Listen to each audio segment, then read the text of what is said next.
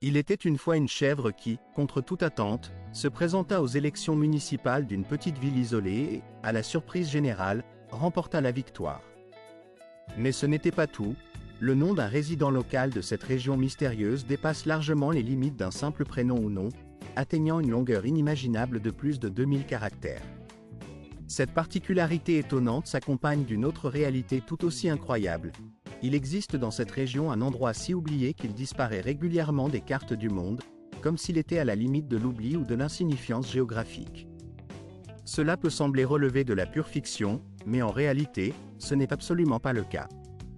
Nous sommes en présence d'une nation insulaire, aux contours habilement façonnés, qui combine avec finesse un ensemble de bizarreries d'une beauté à couper le souffle, déployant un paysage aussi étonnant que déconcertant.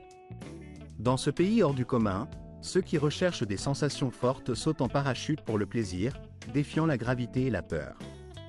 Les habitants, pour leur part, utilisent un langage souvent obscène, non pas par méchanceté, mais comme un signe de ponctuation, une façon de s'exprimer avec un esprit décalé. Noël y est davantage associé au soleil qu'à la neige, illustrant à quel point cette culture est déliée des traditions habituelles et profondément ancrée dans une réalité à la fois étrange et fascinante. C'est un pays où le règne incontesté appartient aux moutons, où les vents soufflent avec une puissance telle qu'ils façonnent le destin de ses habitants, et où il faut un courage hors norme pour élire des dieux boucs en tant que dirigeants, symbole d'un pouvoir à la fois satirique et sérieux. En somme, cette terre est peut-être la plus étrange de toutes celles que l'on peut rencontrer sur notre planète. Peut-être devrions-nous simplement accepter cette réalité singulière, car la vérité est souvent plus surprenante que la fiction. Et pour le prouver, voici 15 faits étonnants qui attestent que la Nouvelle-Zélande ne ressemble en rien à aucun autre endroit sur Terre, à commencer par le numéro 15, qui est tout simplement incroyable. Quand une chèvre est-elle devenue présidente? Est-ce même possible qu'un animal de ferme dirige une ville? Dans l'un des cas les plus insolites de cette histoire insulaire, c'est une chèvre qui a acquis le surnom de « président » et est devenue une véritable célébrité locale, non pas par une élection officielle, mais par une reconnaissance informelle et symbolique. Cette chèvre a été choisie comme figure de proue lors d'élections fictives organisées chaque année dans la petite localité de Wangamamona, une colonie isolée qui, en 1989, s'était déclarée république en guise de protestation ludique contre le changement des frontières régionales.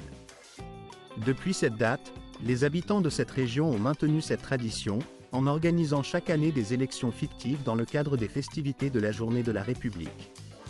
Au fil des années, ces scrutins ont vu défiler des candidats aussi variés que des leaders politiques, des chiens ou même cette chèvre devenue symbole de la contestation et de la créativité communautaire. La présidente chèvre, qui a occupé ces fonctions pendant une année, est rapidement devenue une figure emblématique, appréciée par plusieurs dizaines d'habitants, jusqu'à ce qu'elle soit suspendue pour avoir mangé de nombreux documents officiels, un véritable acte de rébellion comique contre la bureaucratie. Depuis lors, la fête de la République est devenue un événement d'envergure, attirant chaque année des milliers de touristes désireux d'assister à ces célébrations hors normes, où l'on peut obtenir un tampon sur son passeport pour Wangamamona et participer à cette joyeuse mascarade. Ce n'est pas simplement une plaisanterie. C'est aussi un symbole de l'esprit ludique et du fort sentiment d'appartenance qui unit cette communauté si particulière. Où ailleurs peut-on voir une chèvre porter un badge de maire et mâcher des papiers comme si elle discutait de politique publique? Ici, tout est possible, et ce n'est que le début d'une série d'étonnements. Passons maintenant au numéro 14, la question de savoir si un homme peut porter un nom composé de plus de 2000 caractères. La réponse est oui, et cela s'est réellement produit.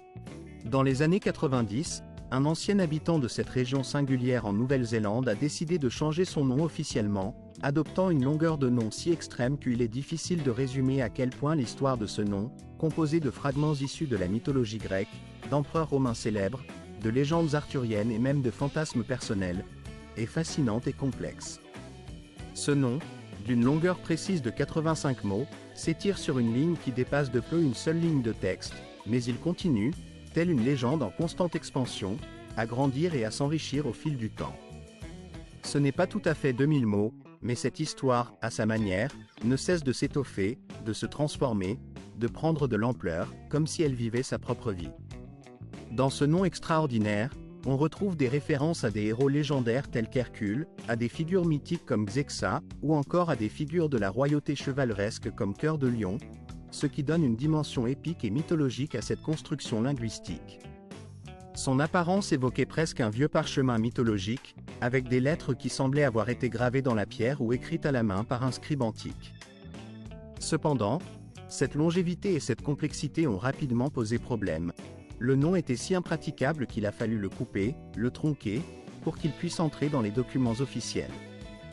Malgré cette nécessité pratique, Georges, le créateur de cette œuvre linguistique, n'a pas changé d'avis. Il a fermement refusé de réduire la grandeur ou la complexité de son nom, considérant cette œuvre comme une véritable expression de liberté, de créativité et surtout d'individualité. Pour lui, ce nom n'était pas simplement une suite de mots, mais une déclaration, une manière de montrer au monde qu'on pouvait repousser les limites de la convention. Ce nom, avec ses multiples références mythologiques et historiques, a été reconnu par le livre Guinness des records comme étant le plus long nom jamais inscrit officiellement. Même si cette histoire peut paraître presque comique, elle reflète en réalité un phénomène profond et révélateur, l'incroyable degré d'individualisme qui prédomine dans cette partie du monde. Après tout, pourquoi se contenter d'un nom ordinaire ou banal, quand on peut devenir une véritable légende à travers une simple dénomination? Et si l'on pousse plus loin cette réflexion, il en va de même pour une personne ordinaire. Pourquoi ne pas envisager de devenir la propre légende de sa vie? Qu'attend-on pour écrire sa propre histoire, pour se faire une place dans cette vaste mosaïque qu'est le monde? D'autant plus dans un pays qui, à force d'être oublié, semble souvent effacer des cartes géographiques, comme un secret bien gardé ou une énigme non résolue. Le numéro 13, par exemple, évoque ce pays mystérieux qui, sans faire de bruit, disparaît des cartes, des manuels scolaires, des globes terrestres, et même des expositions dans les musées. Comment un pays entier peut-il tout simplement s'évaporer, sans qu'une guerre, une catastrophe ou une désintégration officielle ne soit à l'origine de cette disparition? La réponse réside souvent dans le silence, dans cette invisibilité volontaire ou involontaire qui le maintient en dehors des représentations traditionnelles. Cela arrive si fréquemment que les Néo-Zélandais ont fini par transformer cette situation en une sorte de blague nationale, une plaisanterie qui, bien qu'amusante, cache une réalité parfois désarmante. En vérité, il n'est pas du tout drôle d'être oublié, non seulement par une seule personne ou une seule organisation, mais par des dizaines, voire des centaines d'entités, allant des affiches IKEA aux supports visuels, en passant par des sommets internationaux ou même des sites web gouvernementaux. La Nouvelle-Zélande, ainsi, disparaît plus souvent qu'on ne pourrait l'imaginer, insérée et puis effacée des cartes du monde dans un jeu d'ombre et de lumière. Une publication virale sur la plateforme Reddit, intitulée « Cartes sans la Nouvelle-Zélande », a déclenché une vague de réactions, d'exemples et de réflexions. Beaucoup de ces exemples provenaient de grandes marques mondiales ou d'organisations internationales, toutes victimes de cette invisibilité involontaire. Ce phénomène est devenu si absurde qu'il a poussé le gouvernement néo-zélandais à lancer une campagne touristique humoristique, visant à remettre cette terre sur la carte. Cette campagne, intitulée « Remettez la Nouvelle-Zélande sur la carte », a été suivie par la participation de célébrités telles que l'acteur Rhys Darby ou la première dans cette région reculée, où la vie semble suivre ses propres règles, un mot de seulement 4 lettres a acquis une importance et une familiarité telle qu'il est désormais utilisé couramment, à égalité avec des termes comme ami ou merci. Il ne s'agit pas simplement d'un mot, mais d'un véritable symbole culturel, profondément ancré dans le quotidien des habitants. En Nouvelle-Zélande, cette petite expression est devenue un véritable élément de l'identité locale, un marqueur de leur manière de voir le monde et de communiquer. On peut l'entendre dans la conversation de tous les jours, que ce soit lors d'échanges informels, dans le cadre professionnel ou même dans les discours prononcés au Parlement. Le célèbre ancien député Konya Aravira, un jour, a déclaré en direct à la télévision que c'était un mot que tout le monde ici utilisait couramment, affirmant que cela représentait parfaitement la façon dont les Néo-Zélandais s'expriment. Et son observation était tout à fait juste. Ce mot, dont il est question, n'est pas destiné à choquer ou à provoquer, mais plutôt à servir d'outil pour exprimer une palette variée d'émotions. Qu'il s'agisse de colère, de joie, de sarcasme ou simplement d'un renforcement de ce qui est dit, il a évolué pour devenir une sorte de chiffre émotionnel, un indicateur de l'état d'esprit du locuteur. Une étude menée en 2020 a révélé que les jeunes néo-zélandais, en particulier, utilisent ce mot avec une fréquence plus grande que dans la majorité des pays anglophones. En effet, les normes de diffusion dans ce pays sont beaucoup plus permissives, avec une censure médiatique nettement moins stricte que dans des régions plus conservatrices. Beaucoup d'habitants considèrent cette expression non pas comme une insulte, mais comme une manifestation sincère, une façon de communiquer avec franchise, authenticité et transparence. Certaines entreprises, notamment dans le domaine de la santé mentale, ont même utilisé ce mot dans leur campagne pour aborder des sujets importants, montrant à quel point il fait partie intégrante de leur culture. Cependant, malgré cette attitude détendue, le contexte dans lequel ce mot est employé reste crucial. Le respect et le ton employé dans la conversation jouent un rôle déterminant dans la compréhension et la réception de cette expression. Il ne faut donc pas être surpris si l'on l'entend dans une épicerie ou sur un sentier touristique, car dans cette société, la langue est souvent utilisée sans détour, sans filtre ni cérémonie.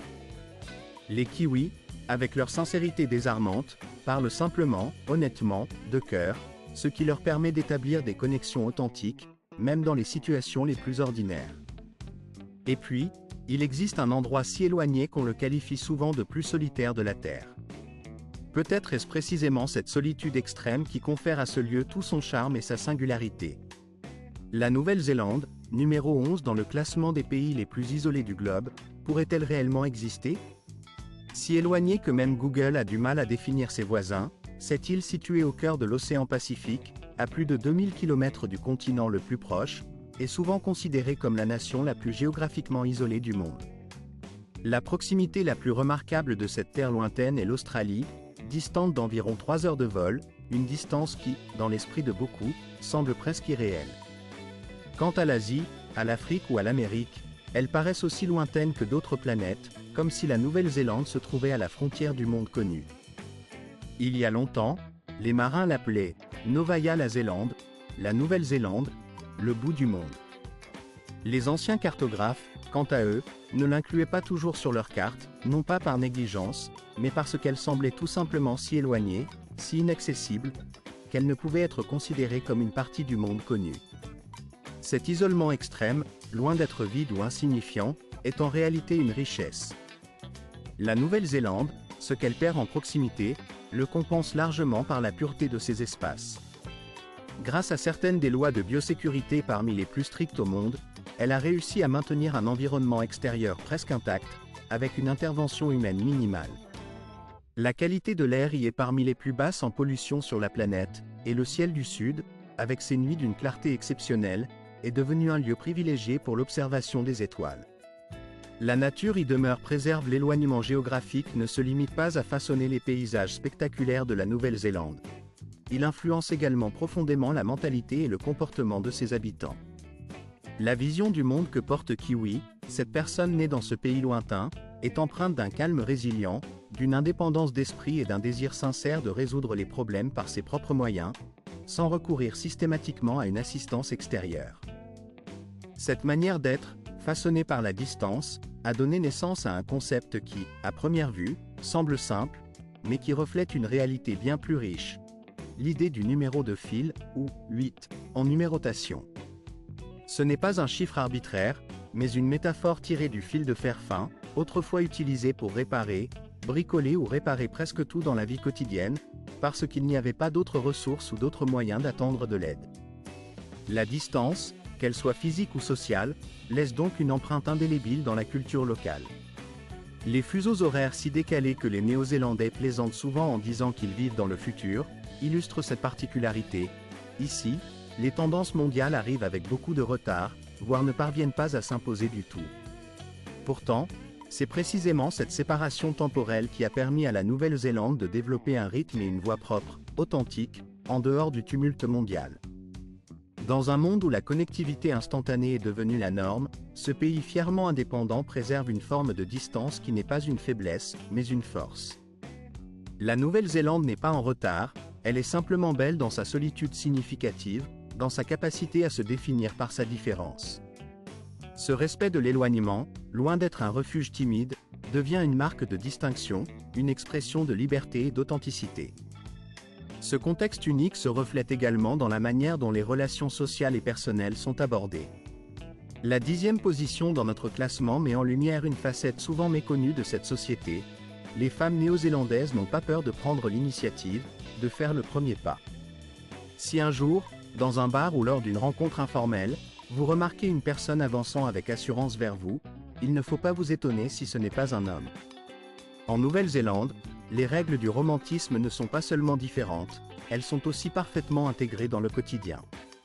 Il est tout à fait normal qu'une femme commence une conversation, propose un rendez-vous ou fasse preuve d'initiative dans une relation naissante. Ce comportement ne relève pas d'une tendance passagère ou d'une mode urbaine, mais constitue une partie intégrante de la confiance culturelle profondément enracinée dans la société kiwi.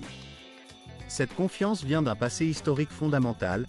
La Nouvelle-Zélande fut le premier pays au monde à accorder aux femmes le droit de vote, dès l'année 1893, bien avant la plupart des autres nations. Cette avancée politique, progressiste pour son époque, a permis de bâtir un réseau social où l'égalité et la respectabilité entre hommes et femmes sont la norme. Ici, personne n'attend passivement que l'on fasse le premier pas. Que ce soit pour utiliser une application de rencontre ou pour engager une conversation dans la vie réelle, il est tout à fait naturel que ce soit la femme qui prenne l'initiative. La passivité n'est pas encouragée, car elle pourrait plutôt semer la confusion ou susciter la méfiance plutôt que l'intérêt. La sincérité, l'honnêteté et le respect mutuel sont les piliers de toutes ces interactions. Cette confiance manifeste ne se limite pas au domaine sentimental, elle se retrouve aussi dans la vie professionnelle, politique et sociale. Depuis la première ministre Jacinda Ardern, qui a marqué le monde par sa sagesse et son leadership, jusqu'aux femmes qui occupent des postes de directrice, pilote ou pompière, la présence féminine est active, influente et totalement intégrée. Même les touristes, en découvrant cette société, perçoivent cette atmosphère particulière, cette absence de jeu de pouvoir ou de faux-semblants. Ici, la sincérité est valorisée, et la franchise n'est pas perçue comme une dureté, mais comme une norme rafraîchissante. Pour ceux qui sont habitués à des rôles de genre traditionnels, cette approche peut représenter une véritable révélation. L'initiative n'est pas seulement encouragée, elle est attendue et prévue. La société néo-zélandaise privilégie une. Que se passe-t-il lorsque la population de moutons dépasse celle des êtres humains par un facteur de 6? La réponse est simple. Cela évoque ce que l'on pourrait appeler le royaume des moutons. Mais existe-t-il réellement un endroit sur notre planète où le nombre de ces herbivores à fourrure est non seulement supérieur à celui des habitants, mais en quelque sorte dominant le paysage et la culture locale? La Nouvelle-Zélande, sans aucun doute, s'en rapproche de très près. Dans cette île lointaine, la population humaine ne dépasse pas un peu plus de 5 millions de personnes, tandis que le nombre de moutons y dépasse largement les 25 millions. Autrement dit, la densité ovine y est presque 6 fois plus grande que celle des résidents humains. Dans les années 80, ce rapport atteignait même 40 fois, une véritable saturation de moutons qui semblait presque irréelle. Bien que ces chiffres aient quelque peu diminué avec le temps, l'image demeure emblématique, symbole d'un mode de vie façonné par l'élevage ovin. Les vastes pâturages verts, s'étendant à perte de vue, offrent un spectacle saisissant. Des milliers de moutons, petits points blancs et duveteux, semblent flotter au-dessus des collines émeraudes comme des nuages vivants, accentuant cette impression de paysage idyllique, presque irréel. Ici, l'élevage de moutons ne constitue pas un simple cliché ou une activité secondaire, mais représente la pierre angulaire de l'économie nationale. La laine, la viande et les produits laitiers issus de ces élevages alimentent non seulement le marché intérieur, mais sont aussi exportés vers le reste du monde, contribuant à la renommée internationale de la laine néo-zélandaise, réputée pour sa qualité exceptionnelle. La présence massive de moutons sur tout le territoire ne se limite pas à une simple activité agricole, elle est profondément enracinée dans le patrimoine culturel et historique du pays. Se promener dans n'importe quelle région de cette île, c'est inévitablement croiser un troupeau traversant lentement la route, comme s'il s'agissait de leur propre territoire, leur faisant presque un cadeau de passage. Dans une certaine mesure, cette coexistence fait partie intégrante de la vie quotidienne. Le mouton, en tant qu'icône nationale, dépasse la simple identité locale pour devenir un véritable symbole. On le retrouve sur des cartes postales, dans des souvenirs, dans des sculptures, et même dans l'univers des musées, où l'on peut admirer des expositions entièrement consacrées à ces animaux ou à leur laine. La tonte des moutons, autrefois considérée comme une tâche fastidieuse, a été transformée dans cette région en un véritable sport, avec des concours de vitesse où les participants rivalisent pour voir qui pourra retirer la laine le plus rapidement, sous l'appellation de « concours de ciseaux d'or ». Mais le lien entre les humains et les moutons va bien au-delà de cette simple tradition ou de l'amusement. L'élevage ovin a été un pilier fondamental lors du début de la colonisation, jouant un rôle crucial dans le développement économique et social de l'île. À bien des égards, c'est cette activité qui a façonné le paysage de l'île du Sud, transformant ses vastes étendues en un tapis vert parsemé de moutons. Même aujourd'hui, la laine de Nouvelle-Zélande continue d'être hautement appréciée à travers le monde, non pas seulement pour sa quantité, mais pour son patrimoine historique et culturel, symbolisant un savoir-faire transmis de génération en génération. Au-delà de l'aspect économique, ce patrimoine naturel constitue une véritable fierté nationale, représentant la résilience et le rythme de vie de ce pays insulaire. La présence de ces moutons, paisiblement ruminant dans les champs, est un rappel constant de l'histoire et de l'identité de la Nouvelle-Zélande. Et en parlant de paysages impressionnants, l'autre facette de cette île lointaine, c'est sa capitale, Wellington, qui détient le record mondial du vent le plus fort.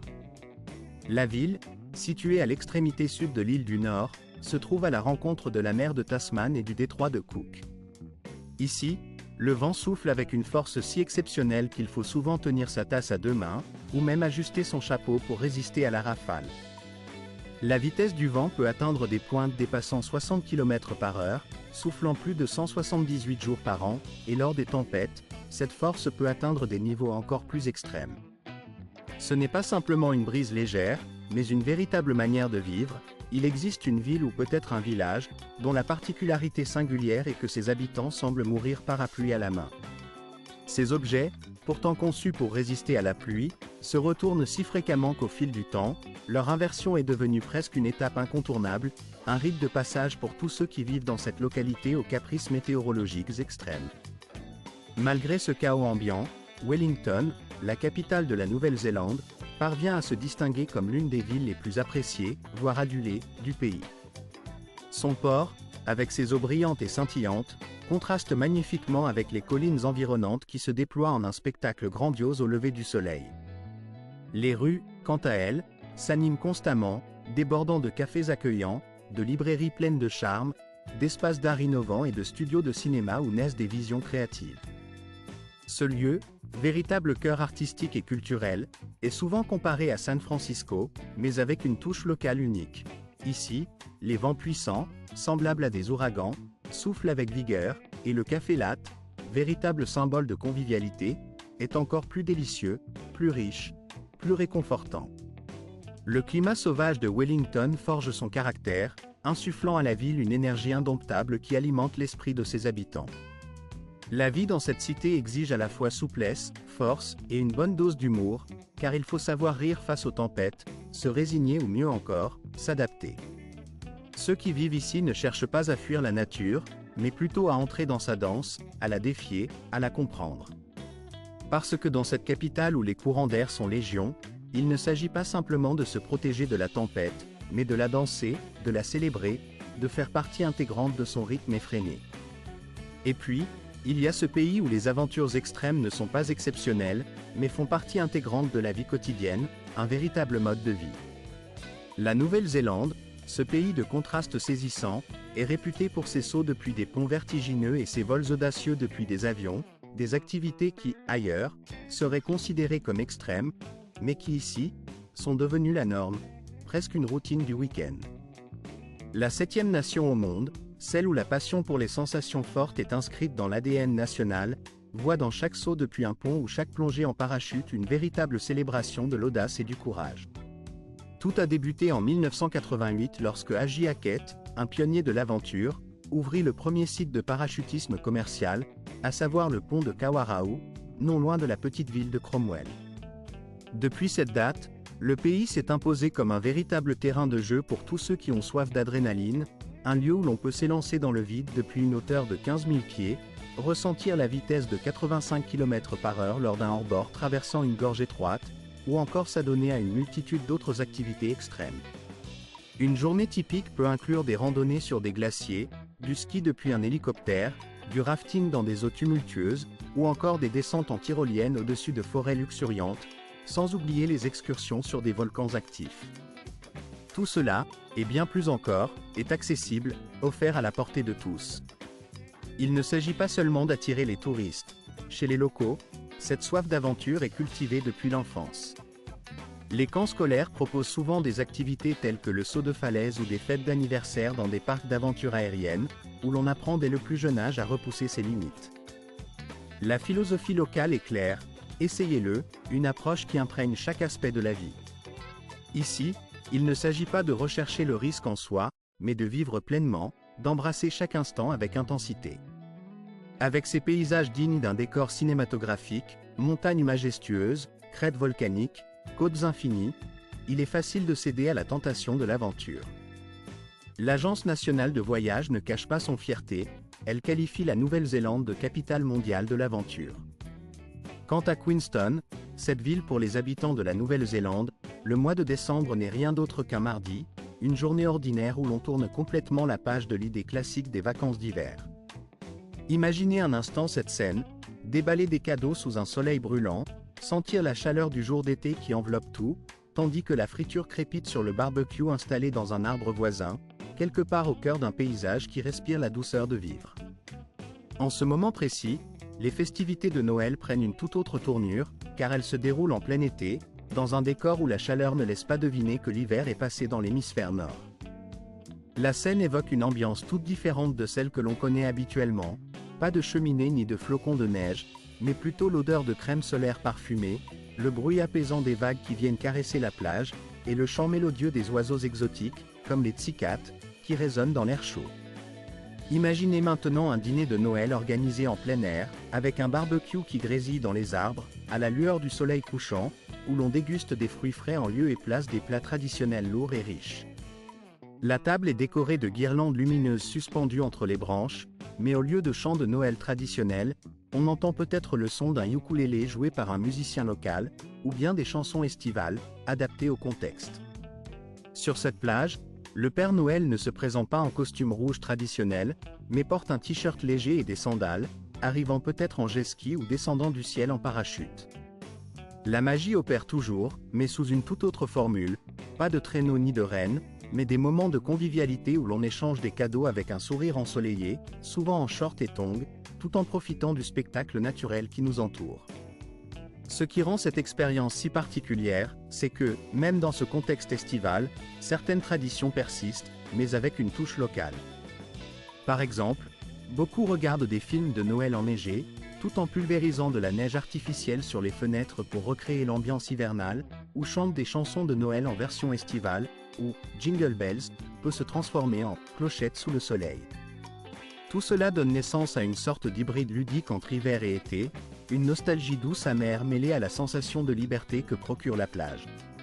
Les locaux adorent cette façon inhabituelle de célébrer, car elle offre une expérience différente, authentique, et surtout, pleine de joie simple. Noël en Nouvelle-Zélande devient ainsi une fête pieds nus, avec du sable sous les pieds, du soleil dans l'air, et une atmosphère détendue, où la convivialité prime sur la tradition stricte. Passons maintenant à un autre aspect de ce pays fascinant, sa réputation comme le meilleur lieu au monde pour prendre sa retraite. Existe-t-il un endroit où l'on peut se réveiller chaque matin avec une vue imprenable sur des sommets enneigés, siroter un verre de vin sur la terrasse d'un domaine viticole, ou encore se promener le long de plages désertes, où le seul bruit est celui des vagues? La réponse est oui, et ce n'est pas une simple rêverie, mais la réalité quotidienne en Nouvelle-Zélande. Ce pays, qui figure régulièrement parmi les destinations privilégiées des retraités, offre une qualité de vie exceptionnelle, grâce à un air pur et frais, à un taux de criminalité très faible, et à un système de santé à la fois fiable et abordable. Ici, la beauté des paysages ne se limite pas à l'aspect visuel. Elle inspire aussi une véritable spiritualité de calme et de sérénité, qui invite à la réflexion et à l'épanouissement personnel. Le classement mondial de la paix place systématiquement la Nouvelle-Zélande parmi les 3 nations les plus pacifiques de la planète, ce qui en fait un lieu idéal pour vivre ses années de retraite en toute tranquillité. Mais au-delà de ces chiffres, c'est tout un mode de vie qui séduit les retraités, que l'on choisisse un petit village chaleureux dans le sud de l'île, ou une ville côtière ensoleillée au nord, l'atmosphère y est douce, accueillante et empreinte de charme. Les voisins se connaissent, se saluent par leur nom, et la nature environnante est toujours à portée de main, avec ses sentiers panoramiques accessibles en quelques minutes seulement. La Nouvelle-Zélande enseigne qu'il existe ici une réalité tangible, palpable, qui va bien au-delà de la simple vie quotidienne. Tout un sens de la communauté anime cette région, se manifestant à travers une multitude d'activités et de rassemblements qui tissent le tissu social avec soin et passion. On peut ainsi participer à des clubs de lecture où se croisent des esprits curieux, ou encore fréquenter des marchés de producteurs locaux où la fraîcheur et l'authenticité sont rois. Les cours de céramique offrent une occasion d'explorer la créativité, tandis que les groupes de marche encouragent à découvrir la nature environnante tout en forgeant des liens solides.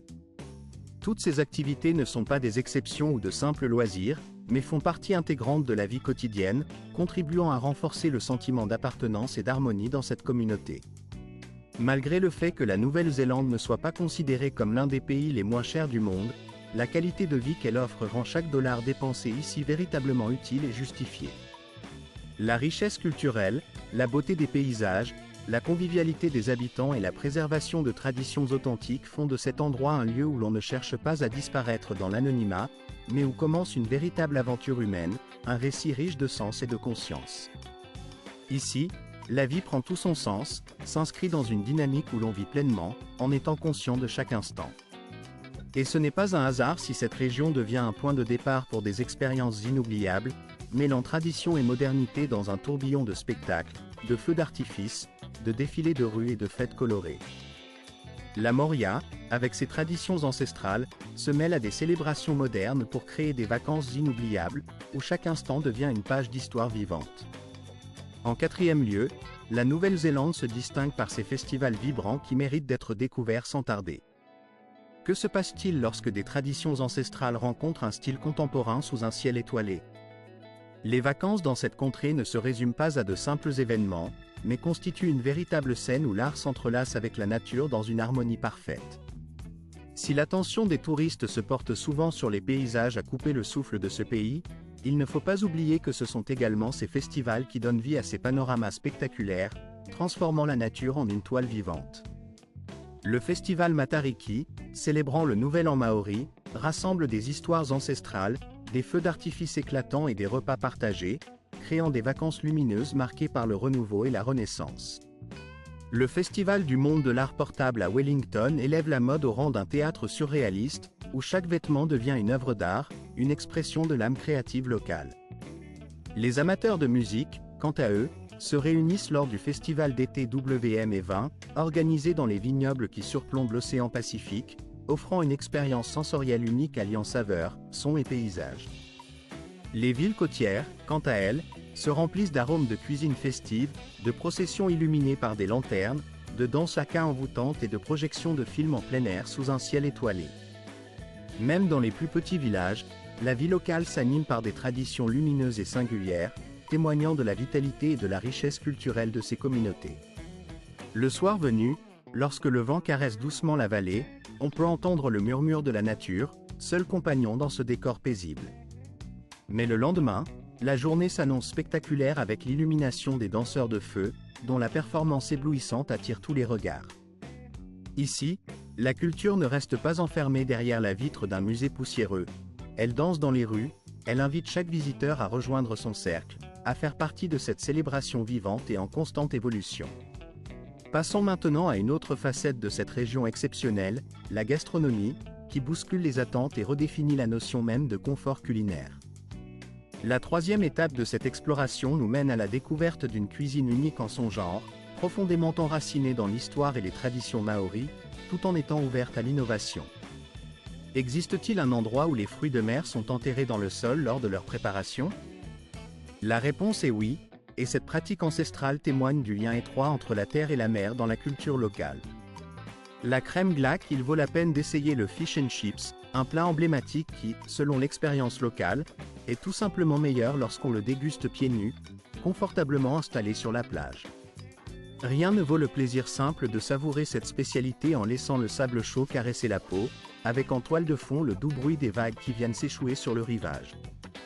Bien entendu, en Nouvelle-Zélande, la tradition culinaire ne s'arrête pas là. La célèbre tourte à la viande, un véritable symbole national, fait partie intégrante du patrimoine gastronomique du pays. Elle se décline en une multitude de variantes, allant de la classique garniture de viande hachée à des versions plus sophistiquées, telles que celle à base de poulet dans une sauce crémeuse parfumée au curry, ou encore des recettes originales où des moules fraîches sont enveloppées dans une pâte délicate, nappée d'une sauce riche et onctueuse. Oui, Il existe même une tarte au moule, un plat étonnant et délicieux qui reflète la diversité des saveurs locales. Pour accompagner ces délices, rien de mieux qu'une glace au poké, cette douceur emblématique garnie de miettes de caramel croustillantes qui fondent doucement en bouche, procurant une sensation de confort absolu, tout en conservant cette touche de nostalgie. En somme, la nourriture en Nouvelle-Zélande dépasse la simple idée de sustenance, elle constitue tout un récit, une culture vivante, un véritable reflet de l'identité locale, enveloppée dans une pâte feuilletée ou une pâte brisée, prête à éveiller vos sens à chaque bouchée. Et tout autour de vous s'étend un paysage si spectaculaire, si cinématographique, que même Hollywood n'a pu résister à son charme. Non, il ne s'agit pas d'un décor de fiction, tout est authentique, réel, et il vous invite à vivre une expérience hors du commun, où chaque instant devient le point culminant du voyage. Passons maintenant au second point. Les lieux incontournables à découvrir absolument lors d'un séjour en Nouvelle-Zélande.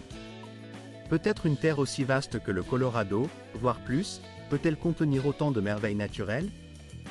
Des glaciers majestueux, des volcans actifs, des plages aux eaux subtropicales, ainsi que des fjords d'une beauté à couper le souffle. Et tout cela accessible en quelques heures de route, car la Nouvelle-Zélande, malgré sa taille modérée, cache une diversité impressionnante. Ce pays ne se contente pas d'étonner, il éblouit, en laissant chaque visiteur sans voix face à ses paysages uniques. Sur l'île du Sud, les rochers escarpés et les chutes d'eau de Milford Sound semblent presque sortir d'un conte mythologique, évoquant des visions de légendes anciennes. La ville de Queenstown, quant à elle, attire aussi bien les amateurs de sports d'hiver que ceux en quête d'aventure, avec ses stations de ski de renommée mondiale et ses activités extrêmes. Plus au nord, se trouve Rotorua, célèbre pour ses geysers impressionnants et sa culture maori authentique, qui offre un aperçu précieux de l'histoire et des traditions indigènes.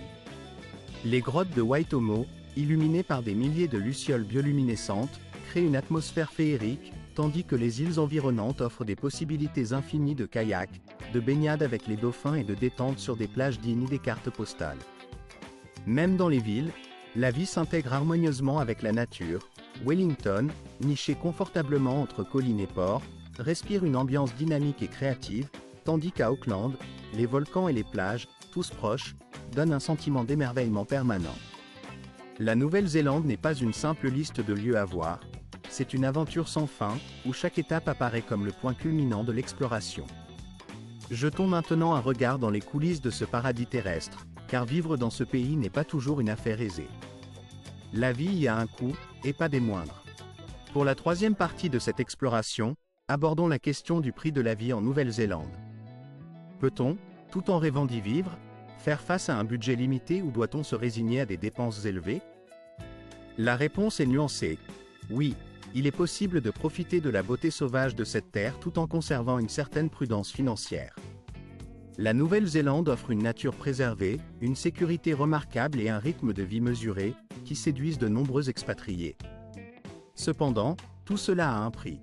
La Nouvelle-Zélande, la disponibilité limitée des logements, en particulier dans les zones urbaines densément peuplées, ne fait qu'accroître la pression sur les prix, qui atteignent des niveaux toujours plus élevés.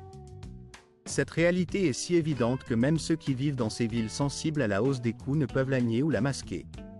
Selon un rapport détaillé de Consumer NZ, publié dans le cadre d'une étude menée d'ici à l'année 2024, plus de 70% de la population néo-zélandaise exprime des préoccupations profondes concernant l'accessibilité à la vie quotidienne, ce qui inclut le logement, le coût de la vie, mais aussi d'autres facteurs essentiels à leur bien-être. Face à ces difficultés croissantes, beaucoup de citoyens cherchent des solutions alternatives, certains cultivent même leurs légumes, profitant de jardins ou de potagers pour réduire leurs dépenses alimentaires, tandis que d'autres prennent la décision courageuse de quitter la grande ville pour s'installer dans des régions plus petites ou moins peuplées, dans l'espoir de diminuer leurs charges financières et d'améliorer leur qualité de vie. Cependant, ce qui est véritablement crucial dans cette dynamique, c'est que malgré ces démarches, une majorité de personnes choisissent de rester dans ces zones urbaines ou rurales, car une expérience unique et précieuse leur lie profondément à ces lieux. En effet, une fois qu'on a respiré l'air le plus pur, qu'on a contemplé la beauté sereine de ces lacs immenses ou qu'on a marché le long de plages silencieuses, il devient presque impossible de s'en détacher. Ces paysages, ces moments de calme et de pureté, créent une empreinte indélébile dans l'esprit, rendant leur abandon extrêmement difficile.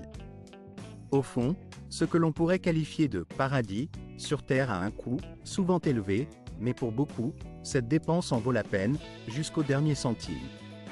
Car la vie dans ces endroits exceptionnels offre une expérience que peu de choses peuvent égaler. J'espère que cette réflexion vous a plu et que vous avez trouvé cette vidéo intéressante. Si tel est le cas, je vous invite à continuer votre lecture ou votre visionnage en explorant d'autres contenus, car chaque nouvelle vidéo vous apportera des informations enrichissantes et des perspectives différentes. Votre soutien, même symbolique, nous est précieux, car il nous permet de continuer à produire davantage de contenus captivants et instructifs, afin de partager ces précieux trésors avec un public toujours plus large. N'oubliez pas de regarder la prochaine vidéo qui apparaîtra à l'écran, car je suis convaincu qu'elle vous plaira énormément. Vous y découvrirez encore plus de choses fascinantes. Enfin, n'hésitez pas à laisser un commentaire pour indiquer le pays que vous souhaitez explorer lors de nos prochaines aventures, afin que nous puissions préparer un contenu adapté à vos envies. Merci infiniment pour votre attention et votre temps.